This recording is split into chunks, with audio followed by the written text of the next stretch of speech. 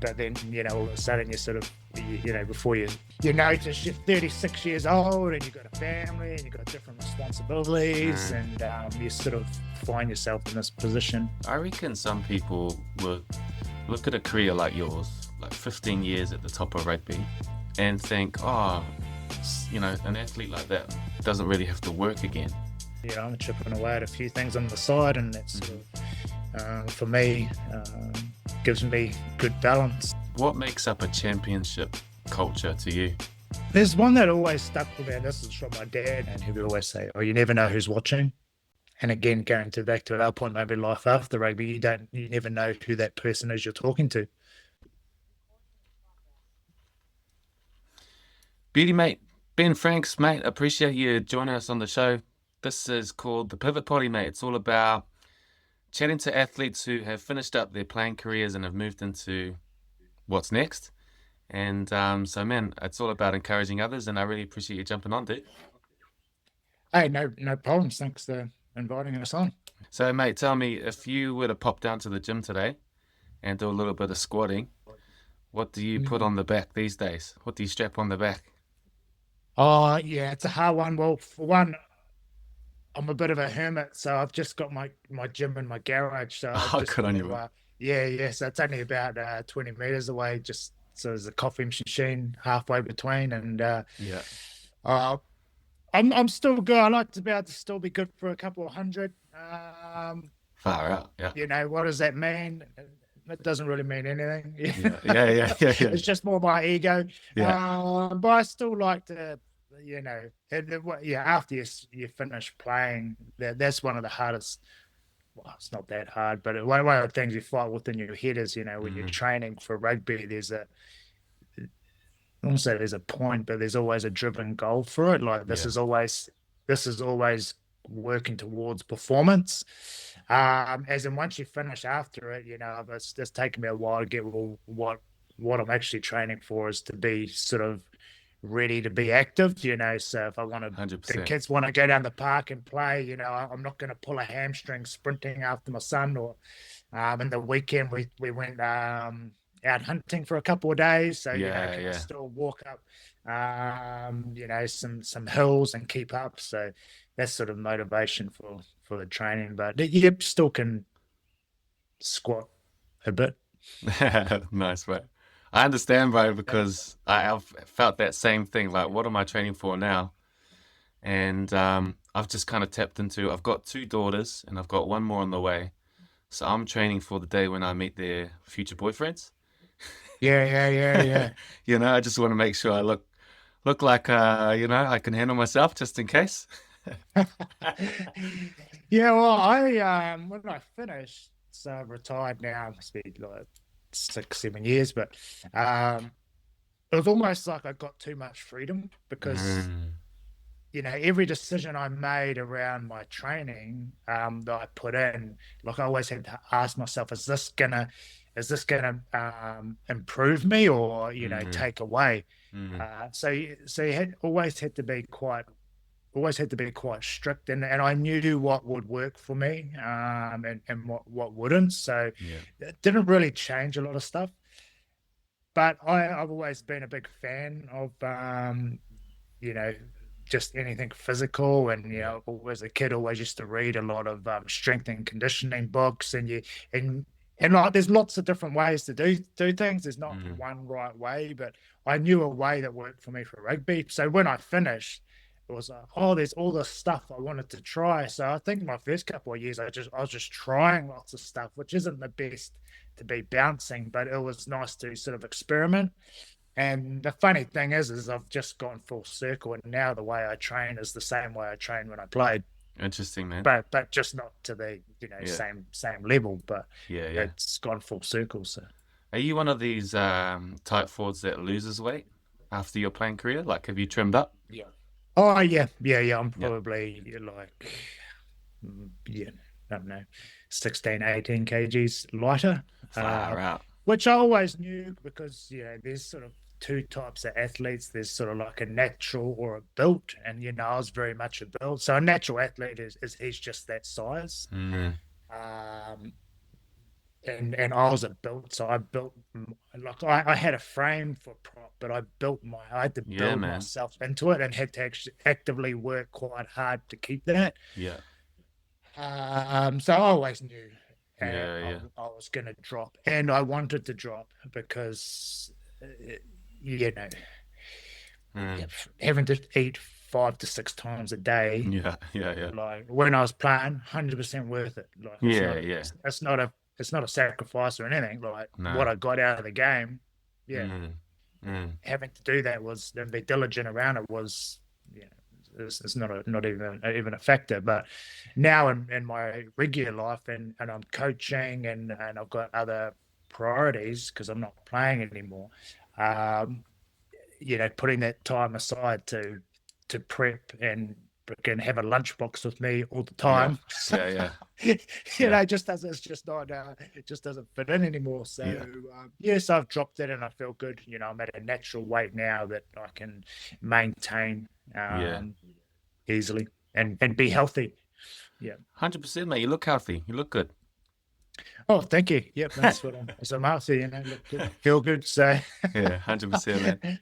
Don't want to make you blush, mate, but 128 Super Rugby games with the Crusaders and the Hurricanes, 48 All Blacks appearances. You're a two-time World Cup winner. That's got to be a yeah, pretty there we go. exclusive club around the rugby world. So, Yep. my first question for you, Ben, when was your last game? Can you remember it? And also, at the time, did you know that was going to be it? My last professional game, yeah, it was against Worcester away. It was actually pretty cool because me and Owen were in the front row. So Oh, Owen had wow. just gone to Northampton, Yeah. and I had a feeling because that's when COVID was starting to kick off, Mm, 2020, yeah.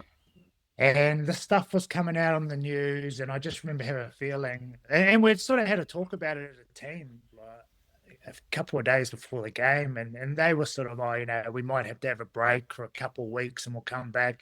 And I remember in my mind thinking, this is not going to be a couple of weeks. Yeah.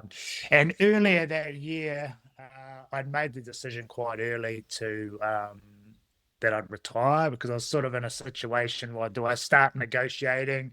And I was at an age where, you get to a certain age where you're taking shorter contracts. And I just thought, oh, maybe it's just the right time to not go down the other side of the hill for too long Uh, and move on.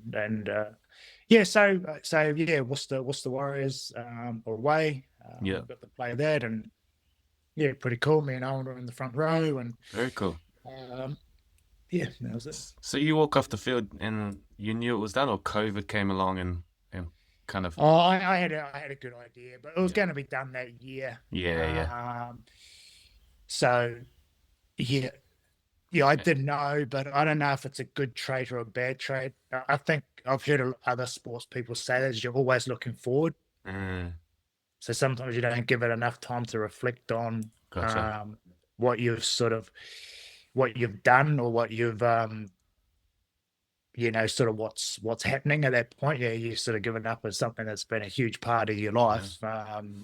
Basically, started playing when I was 6 or 7, which pretty normal in New Zealand. But the dream and the everything I was doing in my life to become and stay a professional rugby player, that probably started from 16, 17. mm, So to be in that grind and that mindset all the way till 35 or 6 or whatever I was when I retired and then just moved on. So mm, so I was very lucky to be able to I announced I was retiring, and then sort of within a month I had a phone call from a coach, who'd coached me at a previous team saying, would you want to come to Wales and coach our scrum?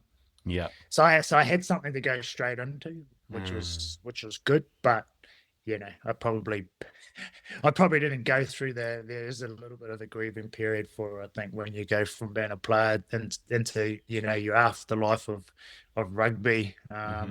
Probably didn't get a chance to do that for maybe a few more years after I'd Yeah. finished playing.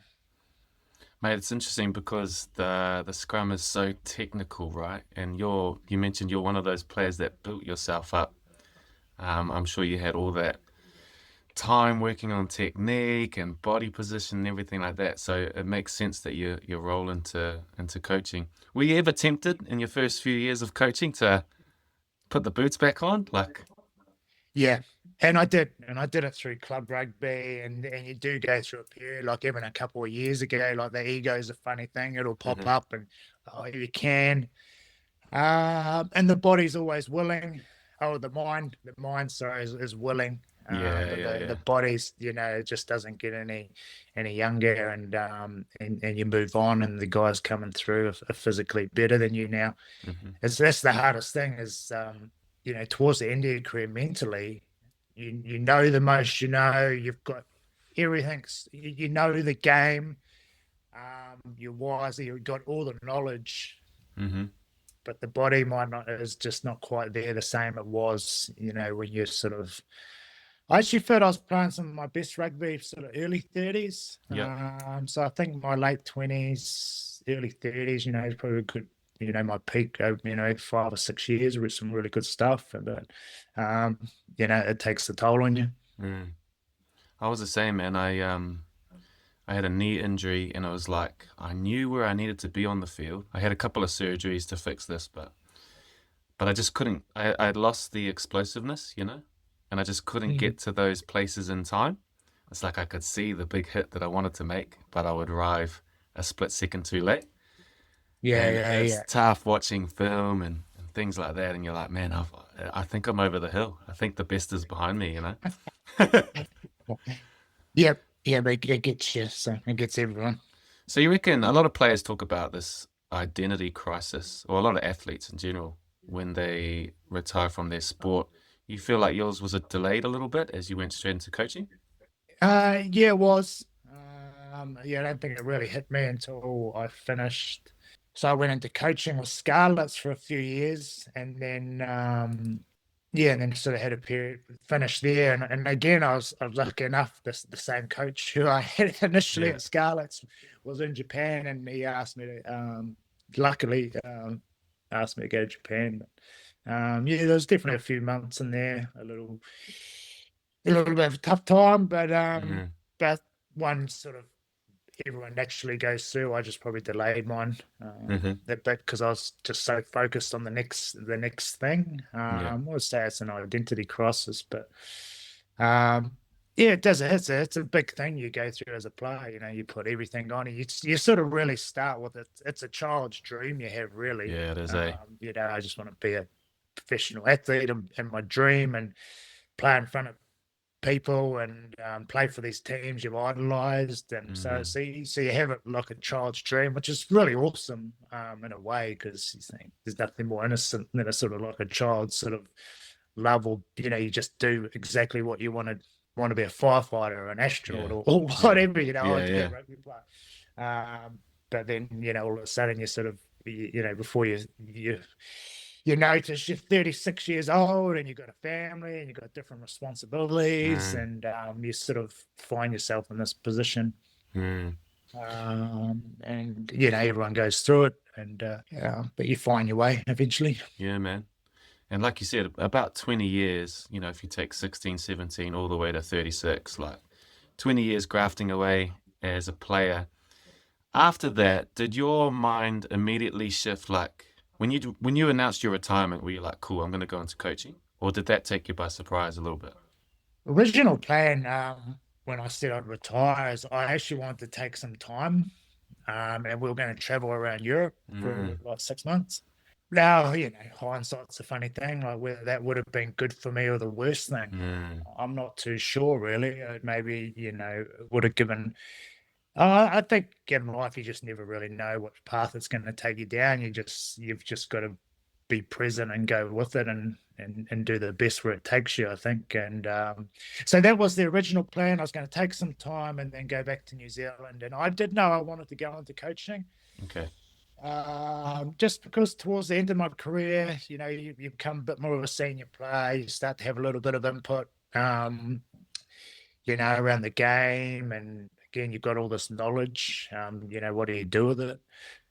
So that's something I wanted to explore. And again, I was lucky to get an opportunity straight away. Yeah. Like, and I got asked because obviously the Glenn, the coach who asked me to go, he seen I was diligent and stuff around that Mm, area. So it wasn't all luck, but it mm, is a bit mm. of luck that a job comes up at the same time you're retiring. Yeah.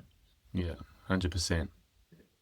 Mate, bit of a interesting question for you. I reckon some people will look at a career like yours, like 15 years at the top of rugby, um, and think, oh, an athlete like that doesn't really have to work again. And I was wondering if you could talk to that a little bit, because obviously rugby contracts in the world aren't like the NFL contracts of the world or the football contracts of the world. Yeah, like when you finish a career like yours, like what are you kind of left with? And look, you don't need to give me a dollar figure, but in terms of runway, like what did you feel like you had in terms of runway to start that next chapter? I was definitely in a good position, like compared to, I'd say, most guys at my age. Mm, But you've also got to rebuild yourself again. mm, So, someone who may have been in an industry or say, maybe he did a builder's apprenticeship, had that finished by his early 20s, and yeah, by the time I'm retiring, he's been in the building game for 10 plus years, and maybe then yeah, he's got his own business. He might have a small crew or sort of something. yeah. Um, so I was very fortunate. I did better than a large majority of rugby players. Hmm. I know, especially in New Zealand, they like to focus on on the money, but it's only really the very top Yeah. that do quite well. But that's even you mentioned NFL. When you've got a lifespan of 2 or 3 years, and most of those guys are probably on league minimum, Mm, even that's not going to sustain you for too long. hmm. So if I look back, what could I have done better during my time? I think you get a lot of you got opportunity to make a lot of good connections. Gotcha.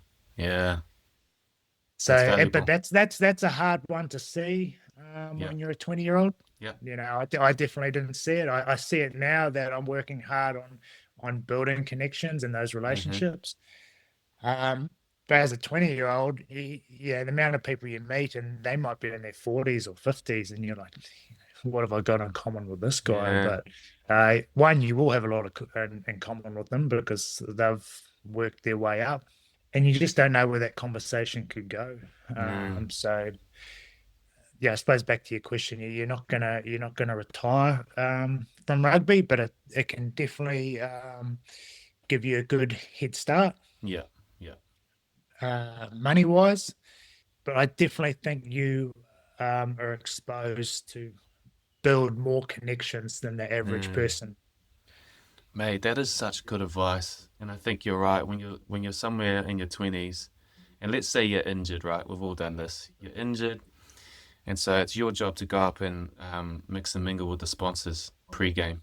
And Mm. I remember doing this, and at 25 years old, I'm going, oh, I'm focused on getting myself back in the team and my injury, and I'm a bit, in my own head about that. Whereas, what an incredible opportunity to be mixing and mingling with sponsors. So, most likely it's the business owners up there, Mm. or the executives enjoying the game. And what an incredible networking opportunity. If there's any 20-year-old athletes out there, that is a great piece of advice. Take advantage of that.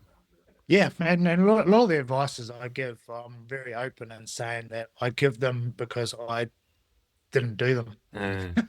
Yeah, yeah, yeah. I got them wrong. Even the performance, if I put in a performance plan around how you do your week, um, I didn't get it wrong because I wasn't trying or I wasn't doing it. Like there was always a lot of effort in there. But every improvement come from, sort of reviewing and going, okay, that didn't quite work.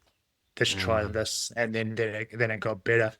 Um, you know, Around the connections you can build. just have that conversation with that guy and keep that connection. And it might not go anywhere, but you just don't know where that could lead. And Hmm. especially once you're finished, probably the first thing you try might not be the one you stay in, but at least when you finish, you've got these contacts, and you might be able to bring them up and say, "Hey, is it all right if I can come in for a week, or even Yeah, on your day off? yeah. Do a little bit of PD and just go in and build that. Keep your focus on your rugby. The main thing, but you can work on stuff Mm. behind. So you're in a better position once you finish. Yeah. 100%, man. I actually got a cool story with that. I was at a cafe the other day. So I haven't played professionally for over 6 years. I was at a cafe the other day with my two little girls, and they're climbing all over me, and I'm losing control a little bit. And an old rugby contact comes over, an older chap, and he's like, "Presto, g'day mate, how are you?" And we just had a quick catch up at this cafe. It was really good to see him. He'd sent me a text later that day. He said, "Me and my wife aren't using our batch in Omaha Beach, beautiful beach up here in Mm. Auckland, next month. Do you guys want to come and have a little family holiday?" So it's like, how good. Yeah, awesome. So I mean, yeah, it's just yeah, you're definitely in a room with some special people, some obviously successful people, knowledgeable people too, eh? And that's where it's really valuable. So, Yeah, again, I did a podcast for the business end, hmm, and just keeping my conversation with Liam. I said the founder and the host of that. That's sort of how I've slowly started to do more stuff in that sort of world. Again, I'm not here advising the freaking stars yeah, yeah, of that office. And I want to make this out that it's very much a side project and something I'm building, and something I like to do and I enjoy doing because it's something totally different, and it engages my mind, and there's stuff I'm learning from that I can put into my rugby coaching also. But what I'm saying is that that's sort of come across just by a conversation and building a connection. cool. So talk me through your career till now, because these days you're part of the business end, right? Where you help businesses with high performance and leadership and strategy and that sort of thing. Yeah. How have you gone from coaching in Wales, coaching in Japan, and you're still doing a bit of coaching, right? Oh, look, my main job and my main passion is rugby and Yeah, coaching. yeah. So I'm very much a coach first. So what I do? So I did 3 years at the Scarlets, and like you do, most coaches got in. I started with doing the scrum and some contact skills, and then eventually I was the forwards coach there, so taking care of all the skills and Mm, responsibilities around that. And then that's led me to I'm going into my fourth year coaching in Japan. hmm. So that's still what I do. Yeah, Um, I'll always be a part of rugby because it's what I love. I really enjoy being part yeah, of rugby and part of a team. yeah. Um, but I suppose over a couple of years ago, I started doing some study, and I did the study just as a way because you're always trying to upskill in rugby. We Mm, do our sort of personal development, and I'd gone through that, and usually you go and um, visit other coaches and other teams, which I'd done a lot of that, and I always got something from it. But I've been in rugby a long time. There's not really a lot of things I go, oh, I've never heard of that sort of that yeah, I in get rugby. you. Like Yeah, I understand. I'm strong in the understanding of the game and the hmm, tactics of the game. I've been in rugby a long time, and I've been very fortunate to have had a lot of good coaches and mentors and players that I've learned from. But once you go into coaching, you actually now becoming a teacher, yeah, and you actually becoming a manager the higher you come up. And yeah. that's an area that I haven't put as much time into because I've Mm, always been in rugby. but now I'm teaching and I'm managing. So, so a couple of years ago, I went through the process. Well, I'll go through a bit of an academic process here to learn and upskill around that. And that was really good. Really enjoyed that. And that's where a lot of my personal development now is. I look into, new ways of how you teach, how you communicate, how you work and manage people. So a long-winded sort of way to your question is, so I do some work with a group called the Business End, where they take learnings from sport, high performance sport, and how do those transfer over into different areas, so can be used in business. So I do a little bit of work with them, and then I've been doing some stuff, through LinkedIn, is around just some of the processes and the systems. I've seen work, and ones that I used myself again from my playing time in sport, and how can this be used in other areas, whether it's in other sports or through business or whatever. But I believe, in sport, we can learn a lot from business, not around business, but how do you deal with, people, groups, high stress situations. You can learn from anyone in any area. So that's really what I've been doing around that, and that sits underneath what I do, coaching, because one thing I know, I've got to stay active. Yeah.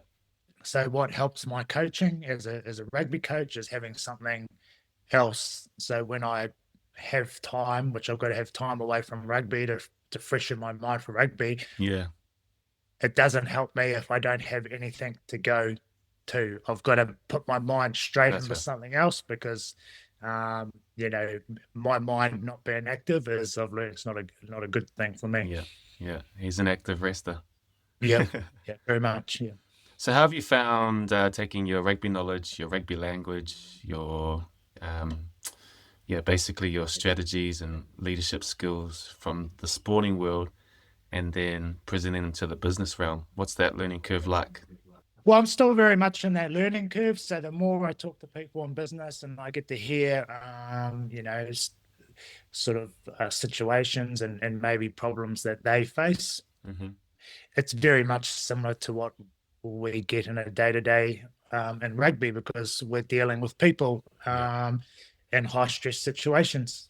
And again, that's what they're doing, whatever their group is, whether it's their sales team or marketing team or whatever. If they're working within a group, and you're the leader of that group, you're going to have very similar situations. Now the product's different. My product is rugby, and the performance of that, and their product could be something totally different. But there is a very much a synergy between the how you deal with people and how you lead.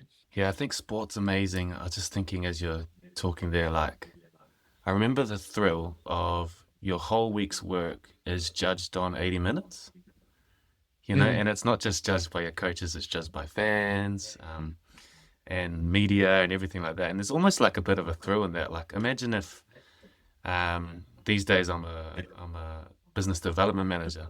Imagine if 80 minutes of my week, is all I had to prove my worth to the business. It's interesting. Yeah, and I think it's just what puts you under stress. Like, so someone in an office, them thinking running out in front of 80,000 people, could paralyze them. But I've talked to people online who have been in charge of billion-dollar portfolios.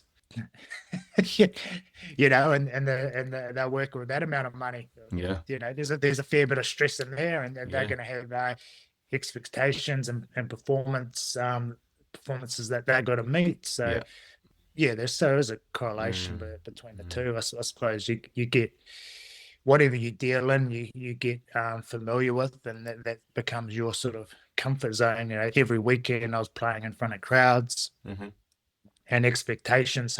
So even though I always still got nervous and there was still pressure, I become familiar with it. through probably, the training and the processes and stuff I'd had in place to help me, deal with those pressures. So, Yeah. and a lot of high performance people in business or again in other sports fields, they have those too. Hmm. Um, so it's really just passing on some of the learnings of that. That's so cool, man. I reckon this is a question that all the CEOs would love to hear is what was your personal strategy with performing under pressure? Or what worked Yeah, for you on the field? what worked for me was knowing getting to the game day and knowing I'd done my work Yeah. and I was ready and I got to the game day and my mind was clear and free. Mm. So preparation.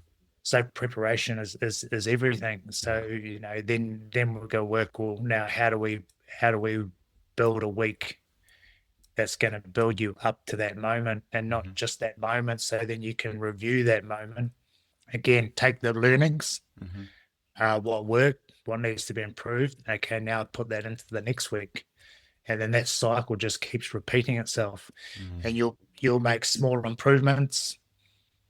Um, your strengths will keep getting stronger. You'll keep exposing yourself to these pressures, and then Mm. over months, years, what your baseline level of pressure was over 2 or 3 years will be so much higher. Like again, if we use rugby, where do you start? Well, you can your first game, you might be playing a first 15 game in a final. For you in that moment, that's Yeah. just as much pressure as me running out to a World Cup final. It's to you, it still feels like the same amount of pressure. Yeah. But over time, you'll get used and you'll be able to build yourself up to that. No one just goes from zero and just runs out in Mm. front of a big crowd. Mm. There's the process up to that. And then sometimes I think that's what we forget.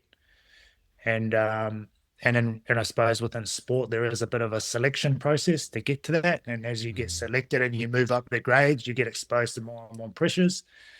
Um, but not every industry has that. Yeah.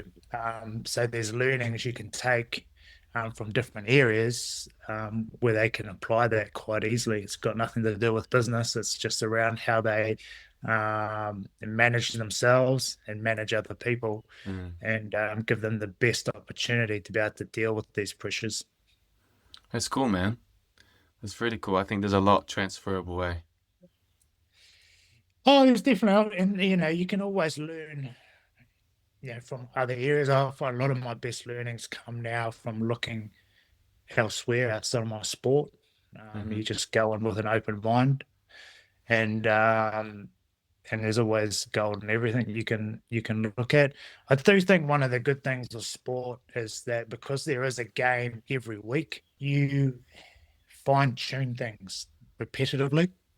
True. There's a constant Like review, eh? there's constant review, Yeah, there's good point. constant review and preview process, Mm. and you just don't have time, especially the higher you go up. Like your conversations do need to be to the point. Yeah, blunt. No, yeah, yeah, blunt. But I think even when we talk about blunt conversations, people look at it as a negative, as it's Mm. we're going to have conflict. It's not about that. We just Mm. need to find a solution for this to move forward Yeah. because in 3 days we've got a game, and the best thing for the both of us is that we get this performance. How do we make this happen? 100%, man. So you need to go through that, and in sport you're always doing that. Even just having a process for how you run a meeting. Mm. Well, if you haven't met, you spend way more time in meetings in a rugby week than you do on the field Mm. because the field has a physical toll. Yeah, Hmm. you can only be out on the field so much, and when you're Yep. recovering from games, time on the field gets more limited. Mm. Injuries, whatever. You actually spend way more time in the meeting room. Mm.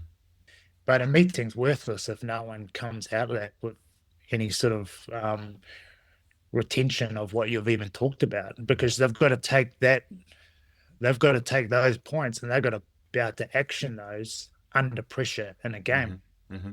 So you 100%. really need to think about the language you use and the repetition of the language and how is that going to hold up under pressure? Yeah, hard out. Yeah. Plus, usually you're working with athletes between the age of, say, 18 to 35, right? You're not working with experienced business people like you do in the business realm, you know? And within rugby or in sport, you can have different nationalities too. Yeah, And our team will have, we obviously a lot of Japanese, but we're going to have Kiwis in there. English, yeah, Polynesian, yeah, different yeah, cultures. different Yeah, cultures, different learning styles, yeah. different approaches. So, 100%, man, 100%. It's interesting that point you make about how the conversations have to be to the point, you know? And I think I've been lucky. I rubbed shoulders with a few really good business people after finishing playing. And something I notice is they're unemotional, eh? Like when it comes to business and it comes to the numbers, that's the story, So not here to hurt your feelings, but this is what needs to change, you know? yeah, and change is a hard one because, and this happens in sport the same as business. Well, Mm, if you're winning or your profits are high, yeah, true. you don't necessarily have to look into that. You're like, well, it's working. What we need to do it, until it's not, Mm, and then and then that's the problem. yeah, Or you have the ability to just chuck more money at it. yeah. A sports team, it just has the ability to just go and recruit. You don't actually have to put a lot of as much effort into around building. Mm, And a company might just be able to, well, we'll just go get the best people. So what they're really good is that recruitment. hmm. We will get the right people, and we pay the premium for having that finished product. Yeah, That yeah, works very well. yeah. But not everyone's in that situation. You Mm, might be limitations. So now actually you've got to develop and probably build your culture a bit stronger yeah, around that, so it's sustainable. yeah, Um, yeah. but I'm a real big believer that if you can train it, you can get it, you can improve it. Hmm. So again, around the direct conversation, not everyone's comfortable in it. But no, I don't think anyone goes, geez, I really love having a direct conversation. You'd Yeah, rather yeah, just have a joke around and yeah. not have to do it. But Mm, the downside of not having that conversation mm, way it outweighs it tenfold by you just taking that moment and addressing it mm. and be able to move forward. Yeah, 100%. And mate, you're not like obviously you consult with the business world, but you've done your own business venture too, right? Can I ask you about the Frank's Brothers Gym with your dad and your Yeah, brother?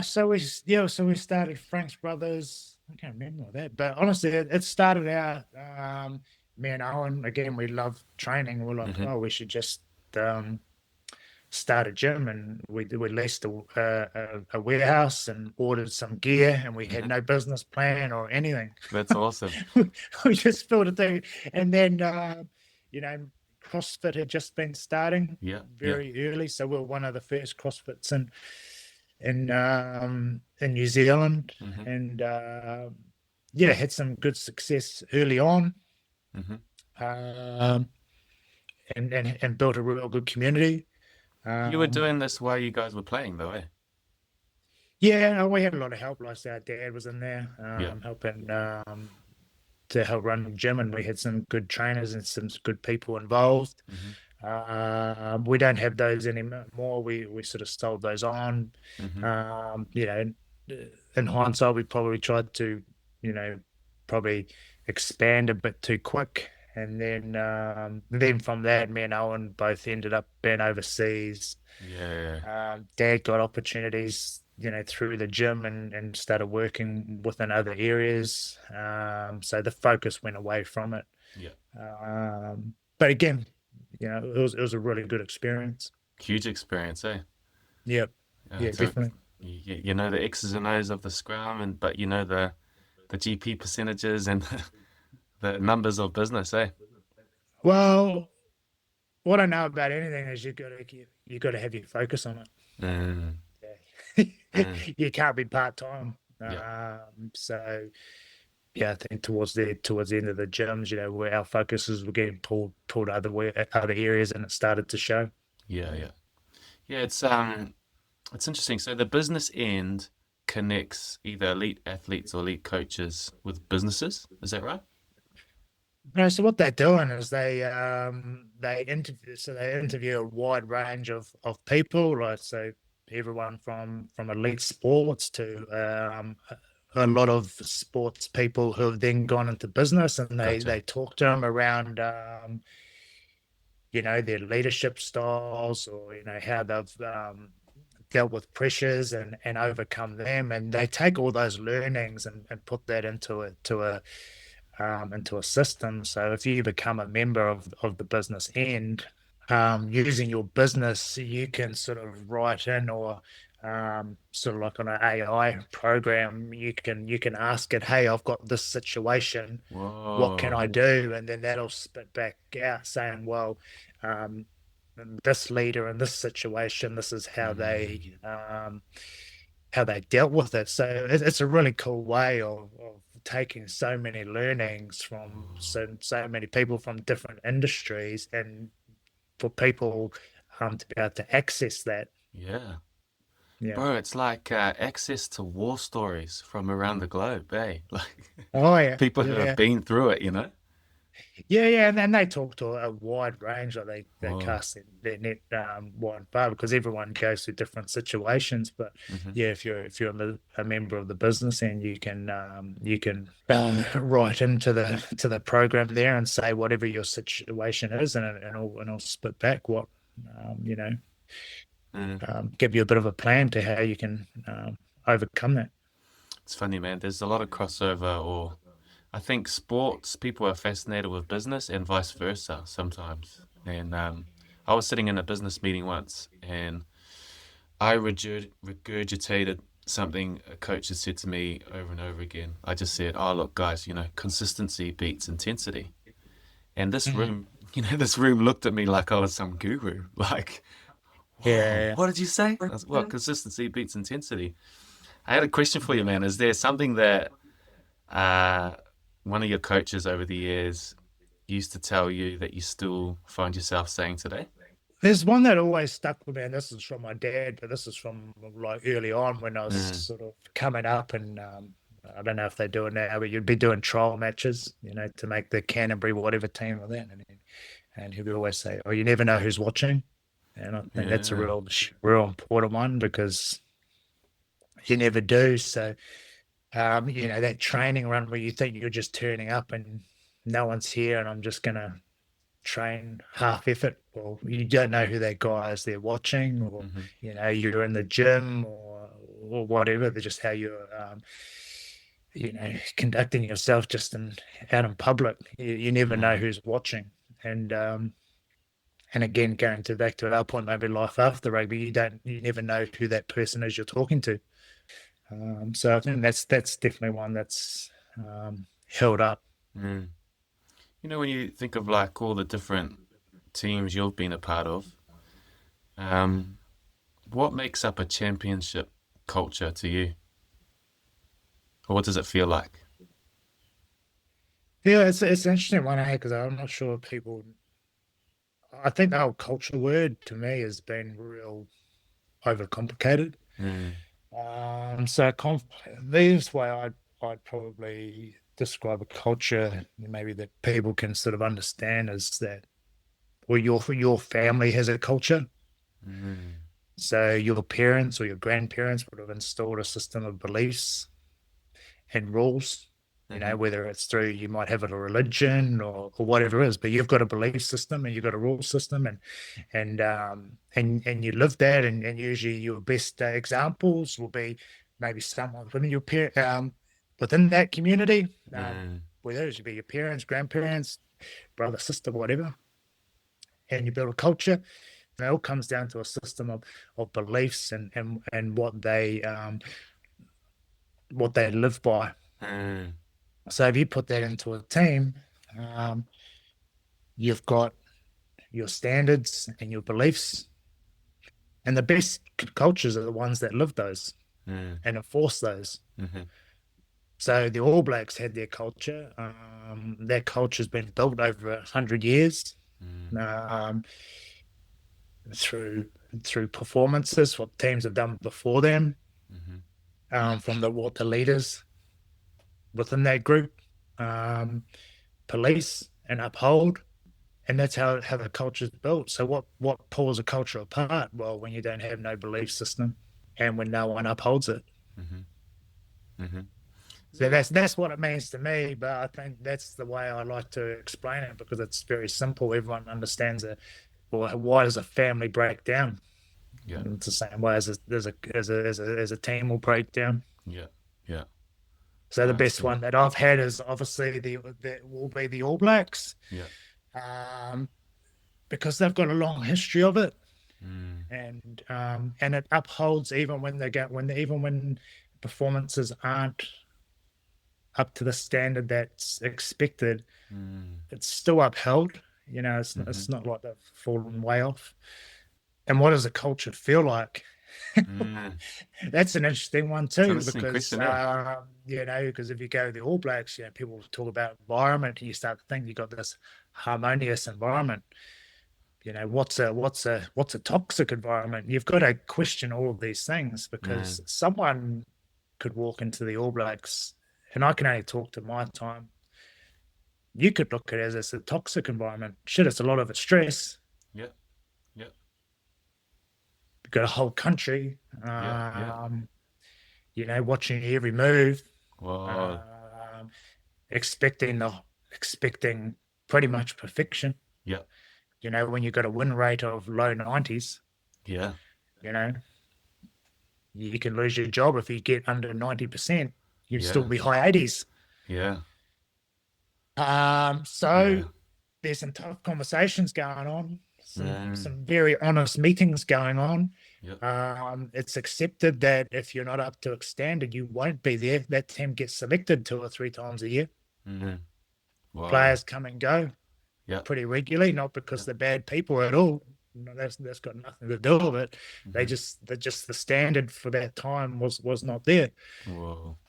Now you put that could be someone's hell, Yeah, but that produces performances, and yeah. for me, if I look back at my time, it's like, geez, that was, I can't say every week I'm there, but geez, this is, I'm not there laughing, go, that was high stress. Mhm. But then you look back on it and what you're able to achieve and what you got from it. Well, that's where the satisfaction comes from it. But yeah, so Whoa. back to your when people are talking about culture, well, you can talk about anything, you put words to anything. You've really got to define it, and then you got to define what does that actually look like when you see it Mm. visually. I think that's the most important thing. Whoa, man, that is quite the answer. Just thinking about that, like, yeah, we all think that will be a very high performing culture, but yeah, the payoff is, like you said, the honest conversations, the pressure, the stress, the accountability, Yeah. and that's Well, probably not again, for okay, everyone. you put it back. I just think you put it back to your family, and you know, are your conversations with your kids always direct? Or they Mm, always loving? mm, Sometimes they've got to be direct because you are being loving. mm. Yeah, yeah, Because if you don't have that, yeah, can be some big consequences to it. yeah, yeah. And that's the top level, isn't it? If you can have a good culture within your family, that's the highest success. But you can definitely take those same learnings to Mm, and put them into other areas, and they do cross over. I think if you're going to teach something or you're going to lead in something, you better understand it, and better be able to explain it in a way someone can understand mm, straight mm, away. 100%. Mm. Do you happen to know your win rate as an All Black? Because I do. Uh, no, I just know 2 World Cups. Yeah. Oh, that but that wins, mate. That wins. No, no, no. Look, yeah, sports instrumental because it's the ultimate team sport. But then Mm, people, it's fun to pull out stats that don't really mean anything. I was definitely a good player in my time, but I was part of an even better team. Yeah, yeah.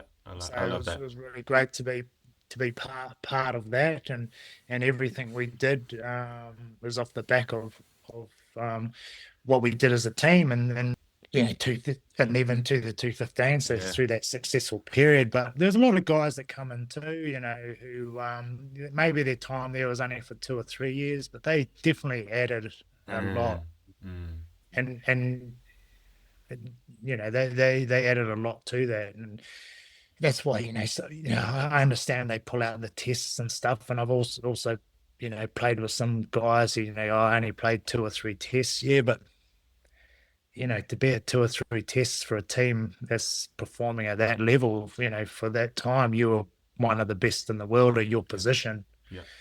And Absolutely. you played a big part Yeah. of that, and I think that's something not many people can say. Hey, you're one of the best, and you're given professional at one time. 100%. It's literally the 1% of the 1%, right? At that level. So 100% agree. Mate, have you found your thing post rugby? Like, let's say you work for another 20 years. Do you see yourself doing this? Yeah, no, yeah, well, about what does that look like? I'm not too sure whether that's. I'm not too sure. Every time I try and make a plan around rugby, that plan will get changed. Mm, So you don't know, like whether you go to a new team or you start a new team. You're involved with different people, whatever. I do know I'll always be involved with rugby, and I hmm love coaching. So I'm interested to see where that goes. But I've mm, always had, and I've said this for a long time, I will like to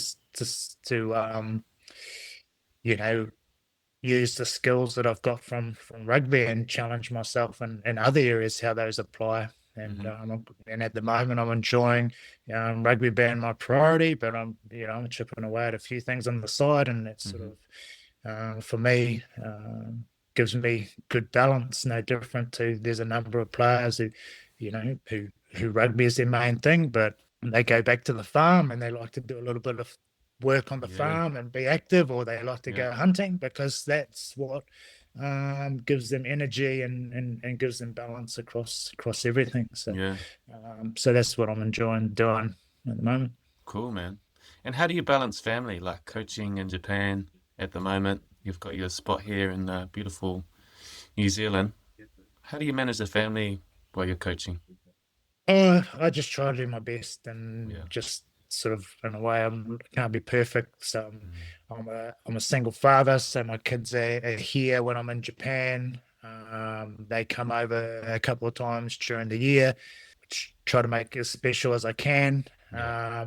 But I think what I've tried to really focus on is I sort of got maybe a bit there's just some things I can't control. And maybe got so fixated on, I'm away from them.